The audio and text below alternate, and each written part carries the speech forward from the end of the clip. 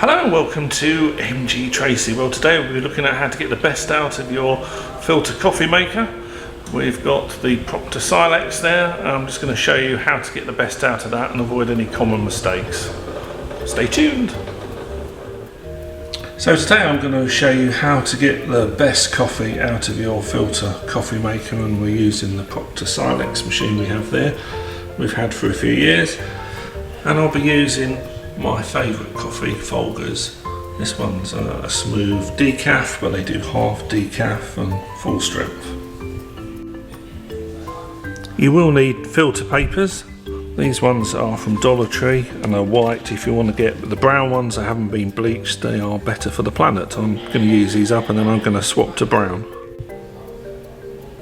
All these type of coffee machines work in very much the same way. They boil water, which comes through the arm.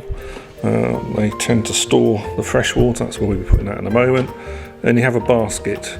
Now you need to keep this clean and make sure this doesn't build up any residue.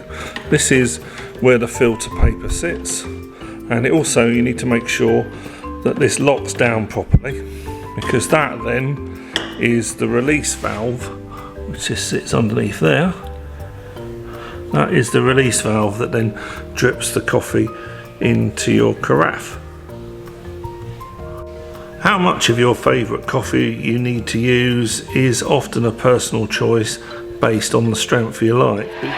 But if you use 1 spoonful of coffee for each person or each cup you're trying to make, you won't go far wrong. Make sure that your carafe has been washed out as well. You don't want any residue coffee in any of these things, because that can give you a bitter taste. I'm going to fill this one up to 6. You should be able to make out there that the levels there. This is the number of cups you're going to make, so don't need to fill it right up if you only want 4 cups.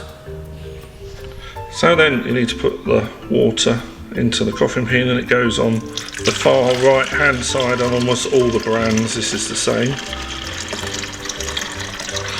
Make sure you tip all the water out, or you're going to weaken the strength of the coffee, and then you should be able to see the water here. Now the machine will boil until it runs out of water, and then a thermal cutout will turn it off, so it is going to make all the water you've put in there into coffee.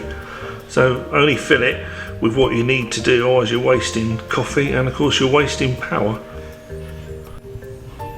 Now the arm that the boiling water comes out of, don't touch that if it's running, obviously. Move that out the way, and that allows you now to tuck in your filter paper. Now some machines will have gold inners in here and different types of filters, and some will say you don't need filter paper. I always find you get a better coffee, and it's easy to keep the thing clean by using filter paper. Now if you're not sure how much coffee you want, then do 1 tablespoon per cup you want. I sort of know how much I want for my taste, so pretty much just cover the bottom there, and then I gently just tap that down a little bit. You don't want too much, and you don't want to tap it down too hard, because otherwise the water won't filter through properly. This canister will then fill up with boiling water, and you will find that the grains get over the side rather than the filter paper being able to do its job. Now we've done that, we can move the arm back, close the lid, making sure this is definitely docked down. It shouldn't be moving. If that bit isn't fitted properly, then when you slide your jug underneath, it won't hit the release valve, and again the liquid will build up in the top here and it won't trickle through into the coffee carafe. Now some of these have timers and things, so you can program them to turn themselves on in the morning, but in this case we're just going to turn it on to make a start, and that will start the process of boiling the water. Now I've got the lid open to show you how it works, but really you should keep the lid shut because you're dealing with boiling water here, and obviously this needs to be kept well away from children. Now you can see what's happening there is that the hot boiling water is just dripping onto the coffee grinds there, and then the paper allows the liquid to go through, but of course not the coffee, ground up coffee beans itself. That already smells wonderful. It's the greatest thing in the morning, isn't it? and this way you've got coffee to keep you going through the day. So you can see there that that's dropping through nicely at the bottom of the filter, and it will collect in the carafe there, which is fantastic. Making coffee this way, you're not using any bits of plastic, so the coffee grounds themselves are really good to use on a compost heap or for food on the garden, and the filter paper itself is paper, so that can go through your paper recycling, so that's pretty good for the planet there. I've popped the lid back down, otherwise you're going to have steam, excess steam coming out the top of the machine.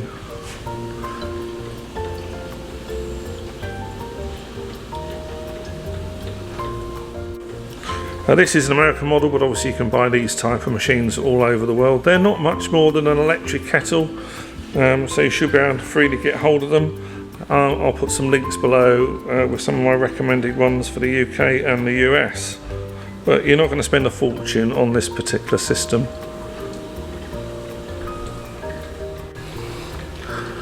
Now, one of the other things to remember is that actually coffee, once it's made, there are chemical reactions which happen after about an hour of it's made. Now, not anything that's going to upset your stomach or make you ill, but it's certainly going to not give you the best of taste. So after an hour, if this has not been used, you've really got to throw that away, and if you still need some more coffee, you need to start again.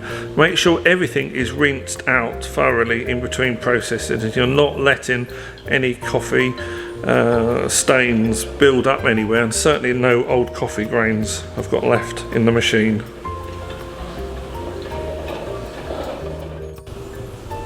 Right, so that machine is quite right down now. It's just the last few drips coming through. There's no more water boiling. Obviously be careful if you have the lid off, because you do have a lot of hot things here. And that's just really the last of the coffee now that's dripping through into the machine, and the smell is glorious.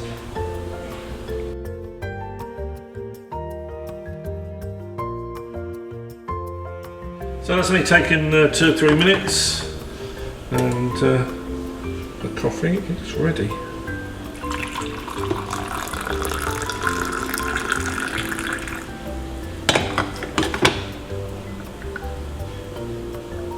So I hope you found that useful, and you can now go away and enjoy your coffee. Please like, share and subscribe, and come back every day here on MGTracey for a bit more fun. I'll see you in the next videos. Cheerio!